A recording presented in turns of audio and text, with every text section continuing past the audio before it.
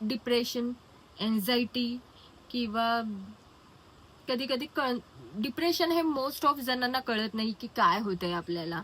Anxiety ही कळत नाही, depression नाही. त्यांच्यासाठी आपल्याकडे ना 4 उपाय असतात. 4 उपाय ह्या गोष्टीतून निघण्यासाठी. 3 तर ओके.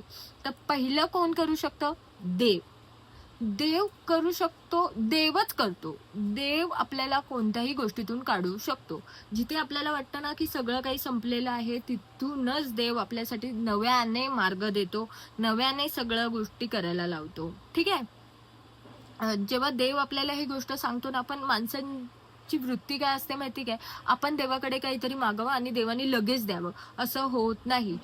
होतं ते बरोबर जेव्हा तुमची वेळ आलेली असते, जेव्हा जेव्हा तुमची बोलतात ना काळ आलेला असतो तेव्हाच होतं.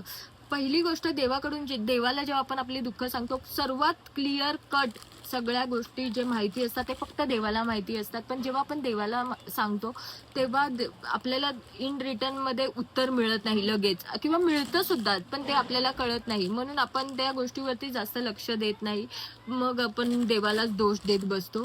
पण हे भरपूर चुकीचं आहे. देवाला कधीही दोष देऊ नका, कारण जे जे काही होतं आपल्या आयुष्यामध्ये ते चांगल्यासाठीच असतं. ह्यावरती मी बिलीव्ह करते.